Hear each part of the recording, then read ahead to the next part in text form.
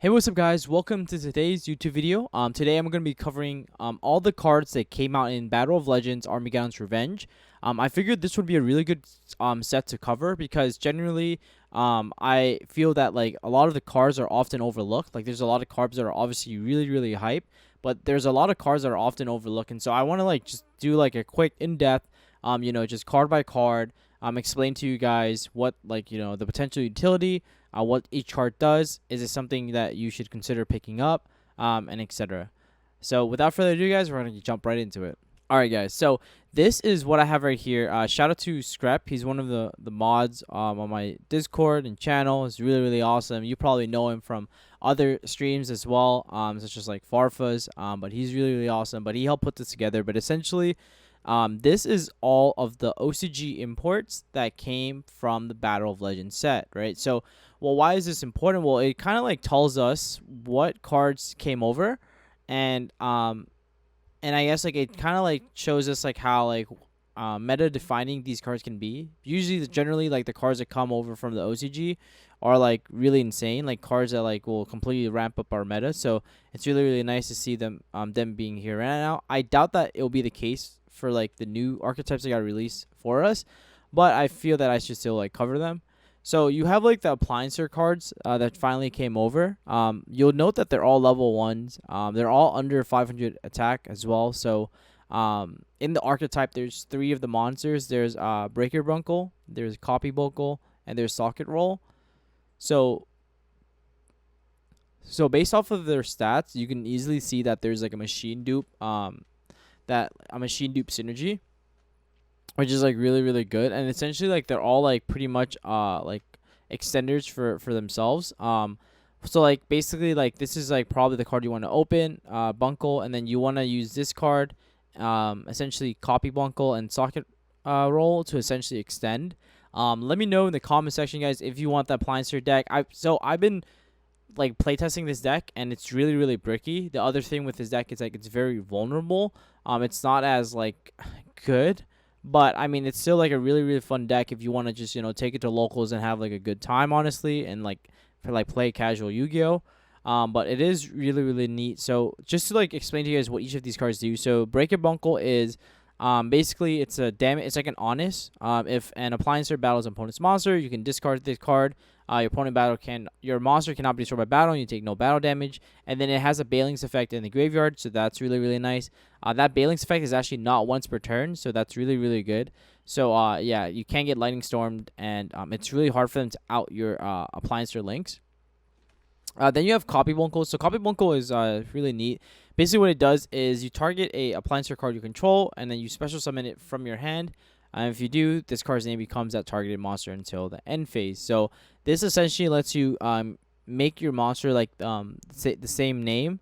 And then during your main phase, if this card is in your graveyard, you can banish this card, target one Appliancer you control, and then special summon one back from the hand or graveyard.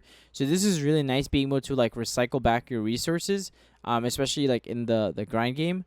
And then you have Socket Roll. So Socket Roll is just like it's like activated special summon from the hand. And then it's really nice because let's say you special summon another Socket Roll while you control this monster, you can special summon one Socket Roll from your deck. What's really neat is like you can go like normal summon Socket and then activate Copy Bunkle, special summon this from the hand, change this as the name, and then Socket Roll trigger to summon one from your deck. So that's also like really cool. So you get essentially like 3 bodies right there on the field. So I guess like I'll just cover the Appliancer cards in tandem. So the link monsters that came with this archetype is the Celopus, or the Gyre Drake, the Kappa Scale, and then the Laundry Dragon. Laundry Dragon is my favorite because he's like so cute. Just look at him. But so the Celopus, which is the Octopus card. This is like the link 2 of the archetype. The other ones are all link 1. So I'll cover the link 1 first. So we'll start off with Laundry Dragon. So Laundry, all the Appliancer link monsters have this like clause that they can be used as link material to turn their summon, which is a really good clause. But if they didn't have that clause, the deck would probably be broken. Oh yeah, and sorry, also Vacuum Fan. I totally forgot about this card. But essentially, they can be used as link material to turn their summon. But if they were, it would have been completely busted. Any link 1 like usually generally breaks the game. Like you saw with like Prank Kids, like them introducing a link 1 just like changed the entire dynamic for that deck. But you have like, so you have Laundry Dragon, essentially being, you take no battle damage. If it's co-linked, you can actually banish your opponent's monster if it battles. And then during damage calc, if this card that is not co-linked battles opponent's monster, you can destroy that opponent's monster. And if you do inflict battle damage equal to that destroy monster's original attack. So Laundry Dragon is really hard to out, especially when you summon him in in column 3, which means that he like he's not pointing to anything and he's not co-linked. But generally, most of the times these Appliancer cards are co-linked. But if they're not, then they're really hard to out anyways. You have Vacuum Flint, which is essentially, it's a really, really neat out. Like I like summoning this card because it lets you dump a card from your hand to the graveyard, then pop a card your opponent controls, and then if this card is co-linked, it then has also like an additional effect, be able to pop your opponent's monster. So like, this card is really, really neat. It's really easy to co-link this card, especially with like the Octopus, because they both point diagonal to each other. Then you have like the Kappa Scale. The Kappa Scale is you contribute this co-link card, and then you can special summon back an Appliancer or Link monster from the graveyard. And then you contribute this card that is not co-linked, special summon 1 level 4 or lower Appliancer monster from your graveyard. So this card lets you recycle back your Link monster, so you can actually bring back the Octopus, but you can also bring back Drake. So it just really depends on what you need at that moment in time. Be able to reborn and recycle your resources from the graveyard. Then you have like Dryer Drake. So it's this card basically when it's linked, it gains 1,000 attack. And then during the battle phase, if it's co-linked, you can swap the positions of the Appliancer monsters in the main monster zone. So why is this important? Well, this card is really nice for the deck because essentially you can swap your positions so that they become unco-linked or not co-linked. Therefore, they gain a secondary effect. So that's like the main reason why Dryer Drake is really nice. So you note, for example, like Kappa Scale being able to like reborn back a monster if it's not co-linked. Laundry being able to pop your opponent's monster if it's not co-linked. So that's really, really neat. And then you have finally the Link 2 of the archetype. Essentially, this card says that your opponent's monster cannot target this Link card for attacks. So generally, like the board that Appliancers end on is like you have an Octopus all the way up. You have a Dryer Drake, and then you have like a Laundry Dragon.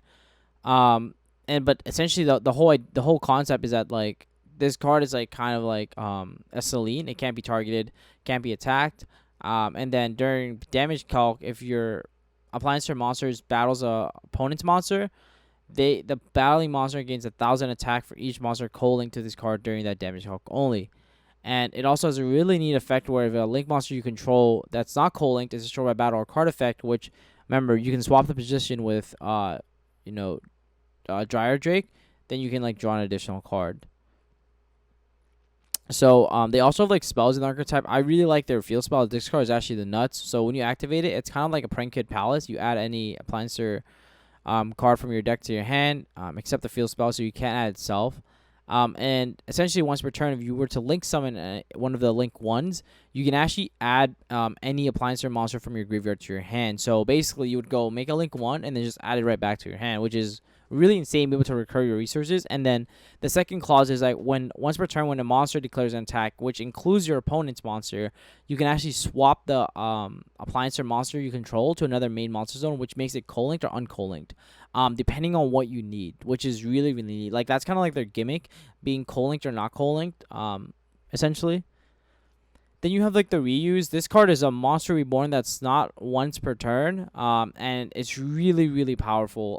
Being able to reborn your monster and then put it back in your deck after it leaves the field is really, really insane. Then you have the Appliancer Test. This essentially what it does is it lets you target a Link monster you control, and then it reborns as many Link 1 as possible to your zones that monster points to. So basically, it's kind of like a mini soul charge. So if you have like a Octopus all the way at the top, you can activate Test and then bring back 2 Link 1s. What's really neat is when you do bring back the 2 Link 1s, so you can actually use them, right? So you can use them as material, make like an Access Code Talker or something with like that. So that's why they're really, really nuts. But that's pretty much it, guys, for the Appliancers. I'll be honest, I've been trying to make this deck work. I've been testing on the side, but I didn't want to release a profile for you guys of a deck that I haven't really in-depthly tested, as well as a deck that like I don't think is like that good. Obviously, the deck is still lacking a lot of stuff in like from a metagame perspective, but it's still a really, really fun deck to play. So if you're interested in that, please comment in the comment section below. I would love to like give that out to you guys. Another reprint we have is Armor Whitebeard. So this card is really interesting. When I first read this card, I was like, like what are some ways it can be like good? So essentially, when it's normal or special, while there's a synchro monster on the field, which is important when you read the card, you have to like read it carefully. It says synchro monsters on the field, which includes your opponents if they control a synchro monster as well, allowing you to add back a field spell in your graveyard to add it to your hand. I don't know, man. Add Mystic Mine, I guess. Hopefully one day this card will see play. Right now, I'm not really sure where its place is in the metagame. But I do know that it has a secondary effect if it's destroyed by battle and sent to the graveyard. Or in your possession is destroyed by an opponent card effect and sent to a graveyard. You can special summon one level 4 or lower beast from your deck or graveyard. So it has a really good synergy, being able to float as well. But it has to be destroyed by your opponent's card effect, so it's not like an Unchained.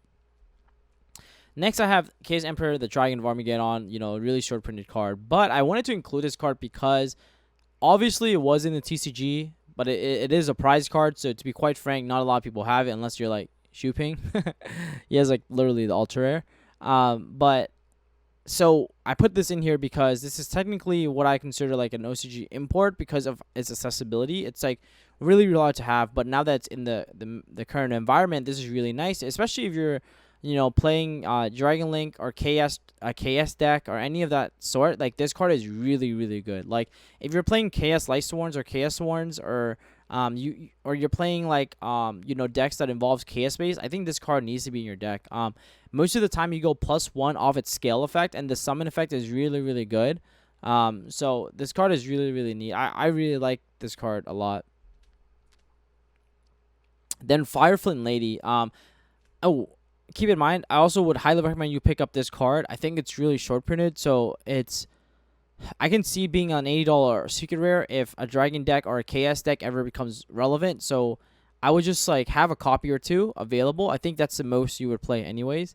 Like it synergizes with like trade in and a bunch of other like strategies as well. So I don't know. This card is just all around a really really powerful card, as well as like it's kind of like what the Battle of Legends Armageddon box or case set was based around, like the artwork at least. So it's a really really nice to have a card on the promo of the set be a really really good card. Then you have Flint Lady. This card is insane, guys. It's literally rolling around for $1 to $2 right now, and like you need to have your playset if you're planning to play Infernobles. And even if you don't, like this card is just so insane. Like being a level 1 monster makes it a 1-for-1 tutor.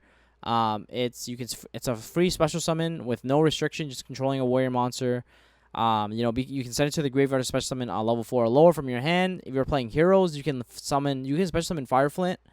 Use Fireflint effect, summon miss effect, right? So Fireflint is really really powerful.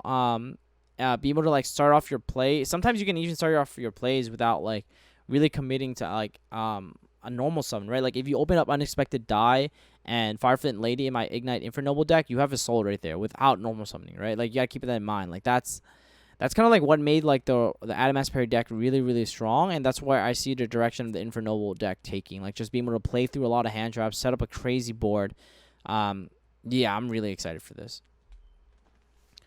Then you have Flower Cardian Cherry Blossom. So this is a Flower Cardian card. It's really really neat. I haven't looked up much into this archetype, but I do know that they all have really broken effects.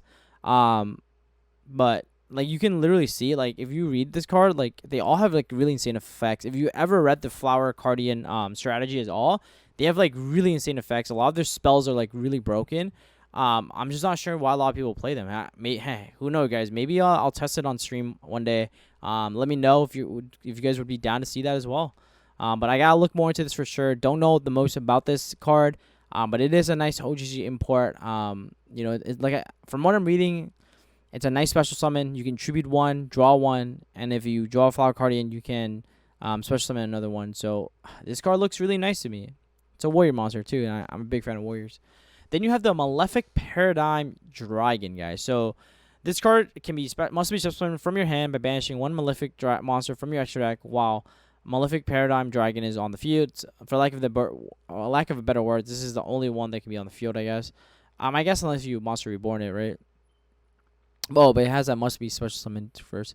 If Malefic was on the field, destroy this card, and then its effect is once per turn, you can send one Malefic card from your deck to the graveyard. You can only attack with Malefic monster for the last turn. Also, return one of your banished Synchro 8 monsters to the extra deck. Then you can special summon that monster from your extra deck.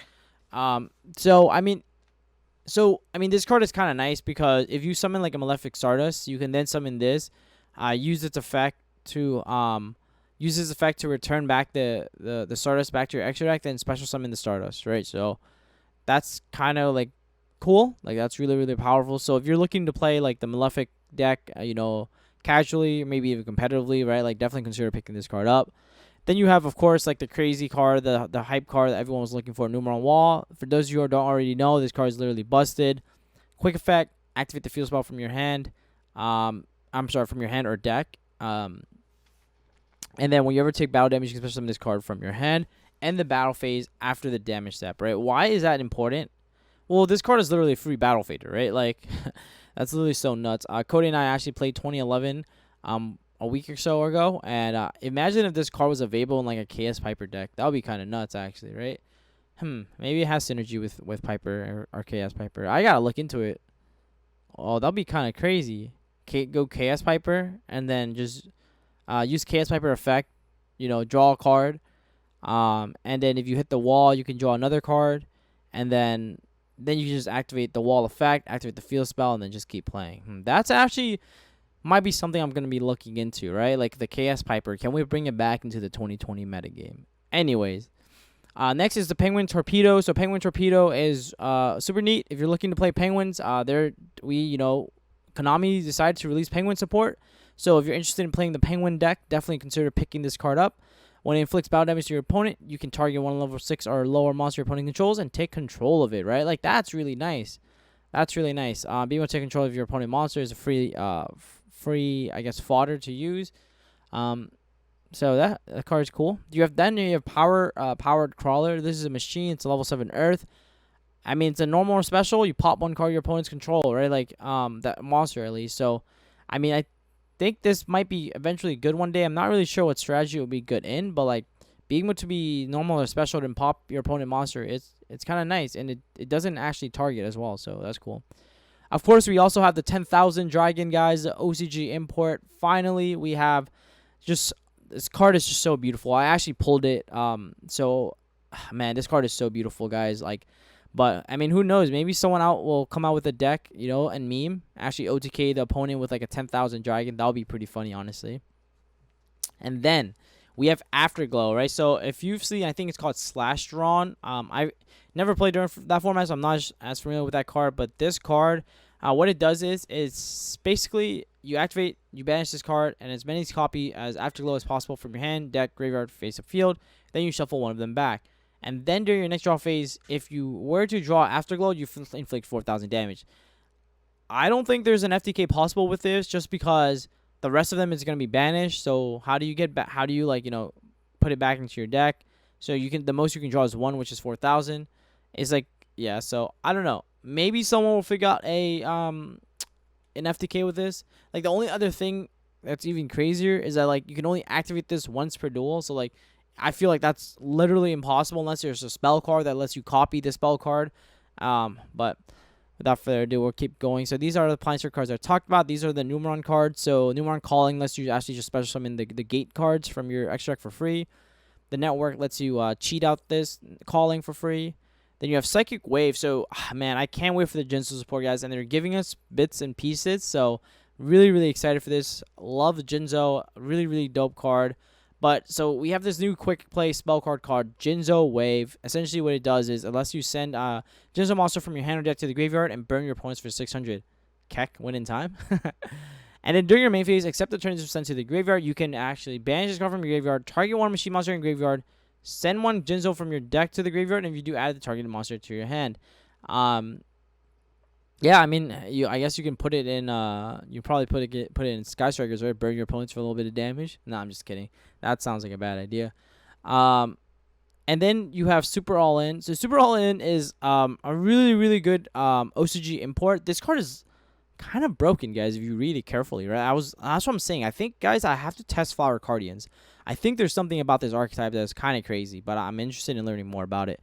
Anyways, return one synchro monster you control to the extra deck, and if you do, special summon 4 Flower Cardian monsters from your graveyard, then draw 1 card. And if you do, show it. Then, if it's a Flower Cardian monster, you can special summon it, although ignoring its summon condition. Bro, it's a soul charge for 4, man. It's a soul charge for 4. This card is crazy. Like, I'm just reading it. It just sounds crazy. There's, like, literally no restriction afterwards. And, like, even if you miss on the draw, which is generally really bad in the Flower Cardian deck, it just means you can't summon the card. And that's it. Like, you still special summons 4 for sure, guaranteed. So that's super insane. A freaking soul charge for the deck. And then the second part is, otherwise, it shows many monsters control. If you do, you gain half your life points. Oh, never mind. If you miss, I think you're gonna lose half your life points, guys. Sorry. For some reason when I first read this, I thought like it didn't have a negative side effect, but anyways, once returned during the end phase, if this card's in your graveyard because it was sent by Flower Cardian monster effect, you can add 1 spell trap from your graveyard to the hand. So that's kind of nice. It's kind of like a demock effect. Super cool. Like I said, gotta test this deck.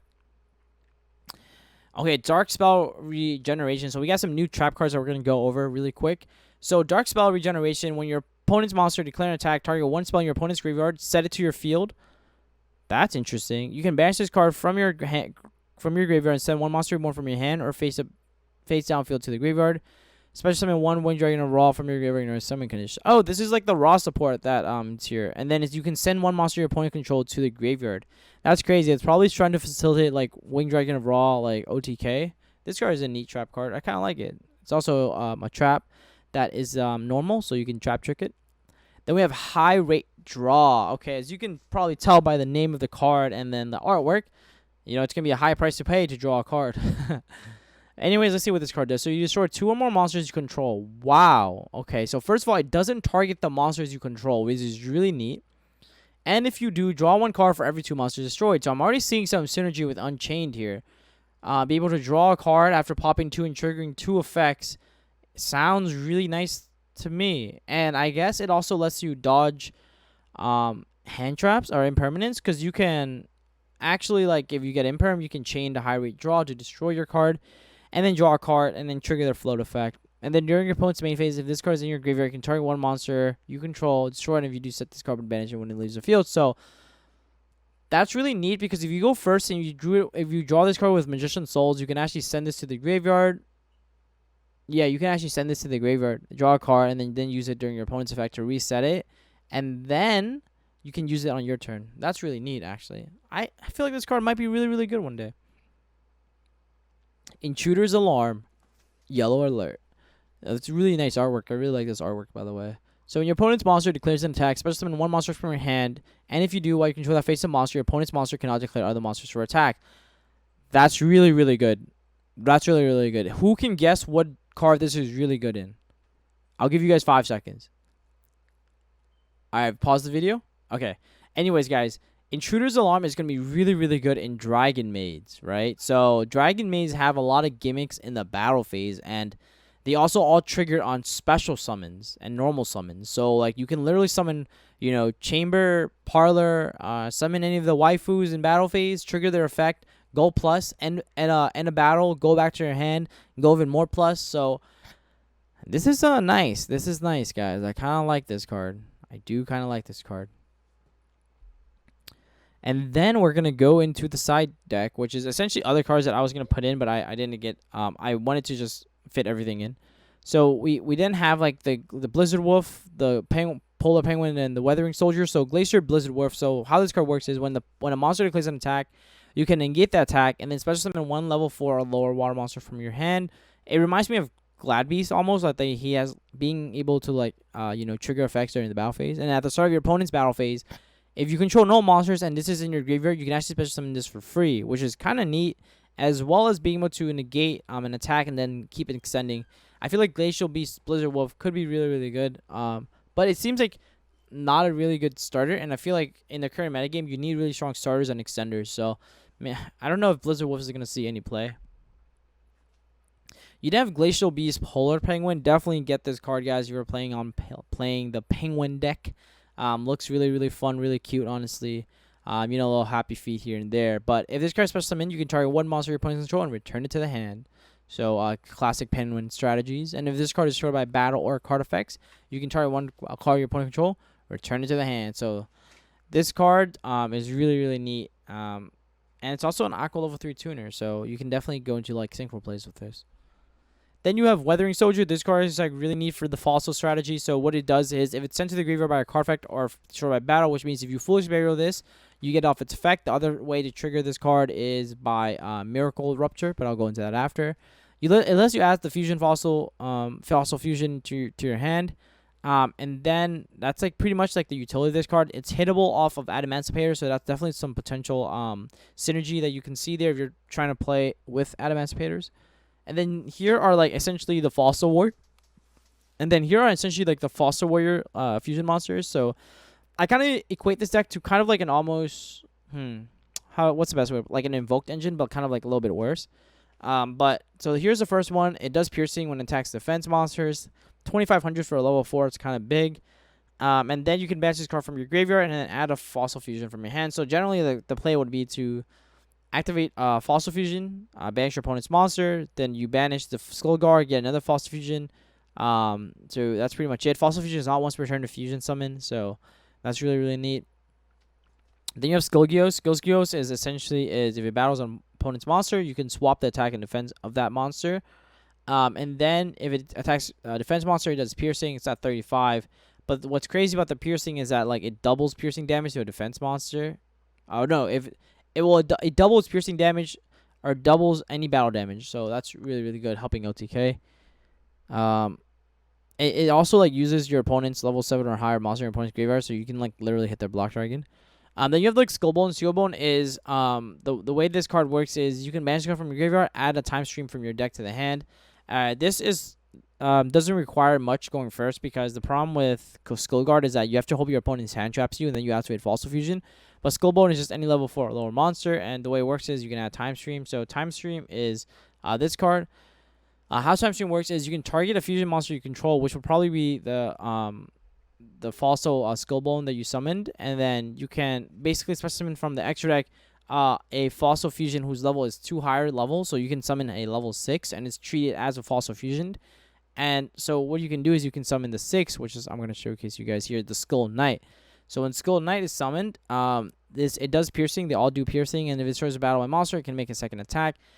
This card is probably going to be, it's currently around $25, $30, and it's because people caught on that it has a really nice graveyard effect. So you can banish this card from the graveyard, target a monster on the field, and then destroy it. Yes, guys, if you can actually put this in your extra deck for the Dragonmaid deck, guys, this is really, really nice. Really, really strong card. And then you have Skull King. Skull King is, it can make a second attack during each battle phase. If it attacks a defense position monster, inflicts piercing. During the opponent's turn, you can basically target a monster in their graveyard and then basically like take their monster. So the name of the Skull King, be able to like take your opponent's monster and reborning it to your side of the field. I highly recommend, guys, if you don't already have a copy of this card, definitely have one copy for the Dragonmaid deck. You're definitely gonna need it, especially because Dragonmaid Maximus has to send 2 different names, so you can't send double Intis. So if you want to like break the opponent's board, like you want to send an Intis and a Skull Knight. And then what's cool about Skull Knight is you can activate its ignition, right? So you can activate it whenever you want. So it's not like where you send on Intis and it's like, you know, it has to like pop. It's kind of like Skull Knight where like you choose when, right? So you can like carefully time it, etc. But that's really, really nice. Trish Fusion. So I have the Trish Fusion here as well as, you know, the Darkness Battle here. The reason being that, yes, we have it as a jump promo in America, but the reason why I consider it an OCG imprint or import was because it's not available in EU and the rest of the TCG world. So, yes, while we have it in America, that's definitely a huge benefit to us. I consider it definitely an OCG reprint. So, I was just here. You guys know what this card do. You know what they do. So, they're really, really neat. Definitely pick up the Darkness Metal card, guys, if you don't have this already. This is actually used in the Dragoonity strategy. Highly recommend you have this card. I think this card is nice. Then you have Glacial Beast Iceberg Narwhal. So Narwhal says, each time another monster you control is destroyed by battle with an opponent's attacking monster or by an opponent's card effect, inflict 600 to your opponent. So I was really excited for this card. I just saw it was a water synchro monster, and I immediately thought, like, wait a second. It's a water synchro monster? Maybe it'll have some good or utility in, like, you know, the water deck. So that's why I read it. Like, so the second part of its effect is during the battle phase, when your opponent's activate a card effect or controlling a monster, you can negate the effects and you destroy it. So It has a really good negation effect, but only during the battle phase, so I just don't think this card is as good, to be honest. But it is kind of nice for sure. Next, we're going to go into the extra. We have the Judgment, the Dragon of Heaven. So, if you synchro summon this card, all materials must be the same attribute. And once per turn, if you have 4 more tuners with different names in your graveyard and you control this synchro summon monster, pay half your life points, destroy all their cards on the field. Also, you can not special summon monsters from rest turn except dragon monsters. Once during the end phase, banish the top 4 cards of your deck. This card is like a Judgment Dragon, but a little bit worse because you need to control 4 different tuners with different names. You can actually play it in Chaos Sworns because you dump a lot of tuners like O-Line, Jet, etc. So it might actually pan out for you, but I just don't think this card will see as much play. Maybe there'll be something, but it does have a field nuke, so that's really, really good. Then we have Dark Arm, the Dragon of Annihilation. I really like this card. I'm happy this card came out. If you guys read this, it's a generic rank 7, and it has it's not a hard once per turn to pop a card your opponent's control. So it's really, really nice. It can also trigger like your Thunder cards because you have to banish your card after you pop it. Then you basically have the Numeron 1, 2, 3s, and 4. You guys know what they do. I put Utopia here because the OCG it finally came in, so you finally have the Astral rarity of Utopia, so that's why I put it here. Then you have Cicada King or Cicada King. Basically, what this does is it helps the insect strategy. It also has a negation effect. So when a monster on the field activates its effect, you can detach one from this card to target that monster and negate its effect. Then choose one insect monster on the field and either make it gain 500 defense or change its battle position. So this card is really, really nice. It's a generic rank 3 negate, right? So that's kind of good. Like, it definitely is kind of neat just to like have this card in the TCG now. You have Sunya. If you guys don't know what this card does, is when you XYZ summon this card, you banish all monsters on the field. Really broken. Comes back during the next standby phase. Special summon this card back. If you have the network, you can actually burn your opponent. So definitely something to be helpful in time. You have the F0 Utopic Future Smash. So this card, the way it works is you can XYZ this by using a Utopia monster, or an a number FO Utopic Future. So this gains 500 attack for every number XYZ monster in the graveyard. You get quite a lot if you use like the network engine or like the Numeron engine. Can be destroyed by battle, and then you can detach one and it can make a second attack. So it can get pretty big and attack your opponent's monster. So this card can be definitely insane. Then I went over the Appliancer cards, and that's pretty much it, guys. Let me know your thoughts on this review. I hope you guys enjoyed this video, and as always, please comment in the comment section below. Like and subscribe to stay tuned for more content like this. Yeah, guys, what is your favorite card out of Battles of Legends Armageddon's Revenge? Let me know in the comment section below, and maybe, just maybe, I might send you that card. So, like always, guys, thank you so much again, and I'll see you guys in the next one.